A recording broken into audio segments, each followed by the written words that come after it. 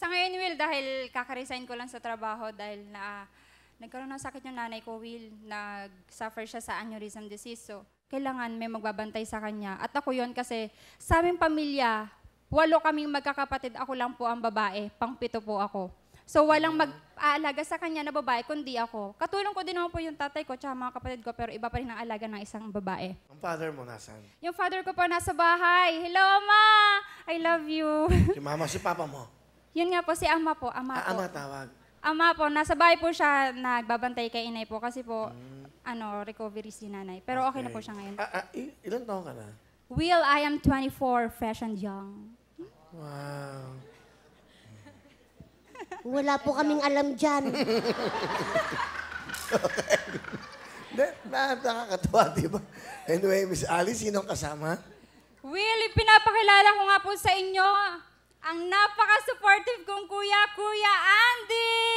Andy, welcome. Hello, paring Will. Magandang hapon po. Ito bang pinakakuya mo? Opo, siya po yung breadwinner namin. Siya din po yung pinakapanganay. Okay, si Ngayon. Kuya Andy. Kuya Andy, anong gusto mo sabihin sa kapatid mo? Atang, alam ko masaya ka na kung ano man yung narating mo dahil hindi ko sinisingil pero naipagkaloob ko na sa iyo na pag-aral kita at napagtapos kita.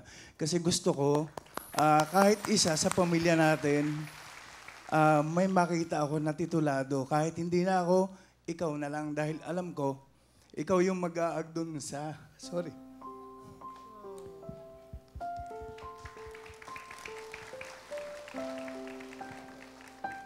Dahil ikaw yung mag-aag dun sa akin pagtanda.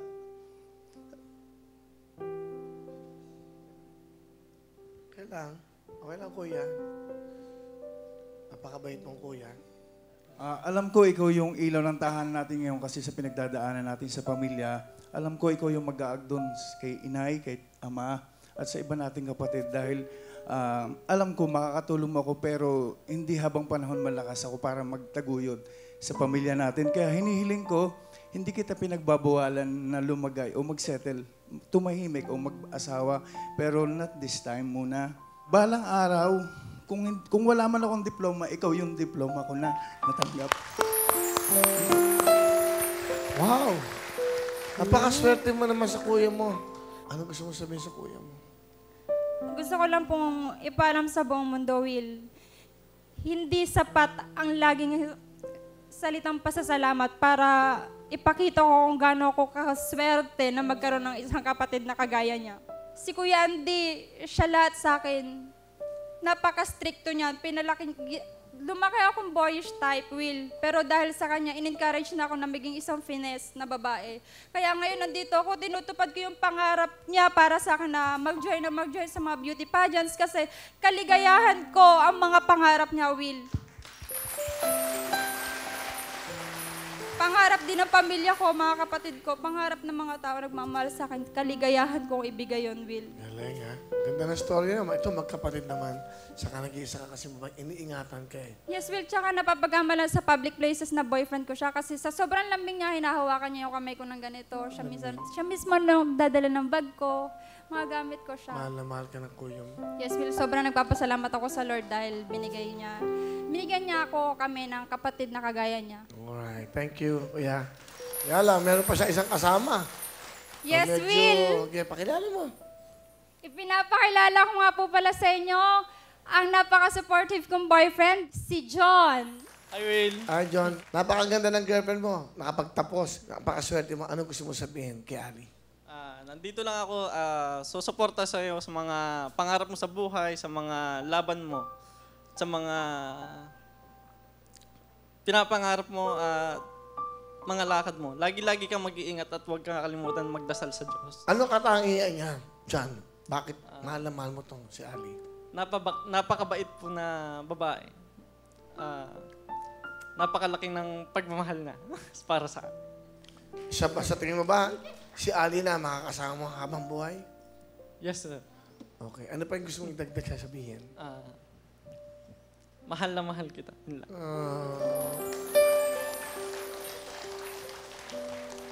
Ang dami nagmamahal sa'yo. Hindi kita pababayaan.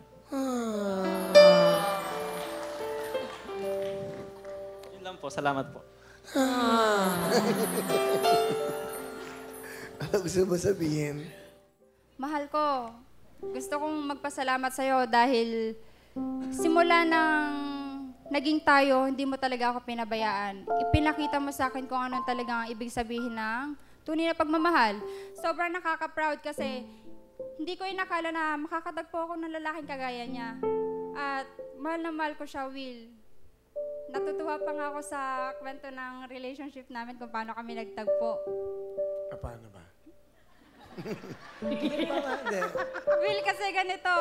Si John kasi may business yan. Tapos, si Kuya Andy, gusto niya lagi kikay ako. Tapos yung mga damit ko, maganda, ganito. Pagka maluluwag yung damit, kailangan ipa-repair. So, ako nagpapa-repair. Nasa tailoring shop ako. Tapos, may mamang lumapit. Ne, bagay ka sa tutoy ko eh. Sabi ko eh, abay, nasa gaho. Ay sabi, diyan mo ninit pag ikay nagpa-repair eh, ay talagang dadalhin ko dinit, siyang patatawin ko sa tindahan. Sa tailoring. Tapos? Ay bagus Willie, pagkatapos ng 2 buwan ay ako'y nagpa-repair ulit. Diba? Nakainam. Tapos? Ay nakita ko na, ay pinakilala sa akin, tunay naman talbog ang puso ko.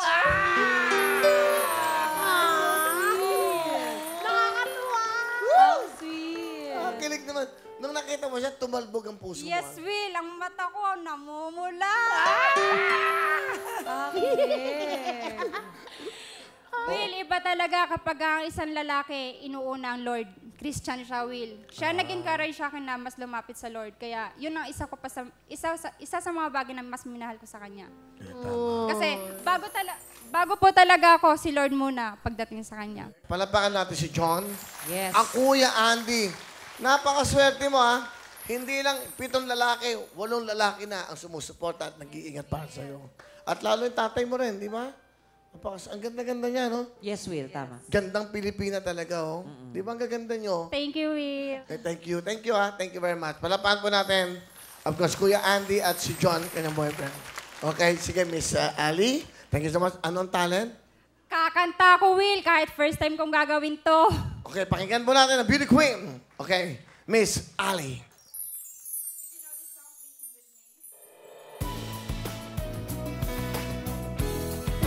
The way it is. Wow! Galing. Ganda. Bagay sa kanya yung song. Anong title ng song? That's the way it is, Will. That's the way it is. Yes, by Celine Dion. That's the way it is, I like it.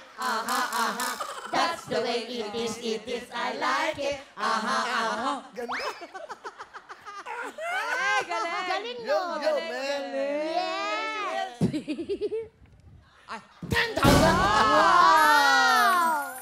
Ganda ng show na to, no? Simple lang.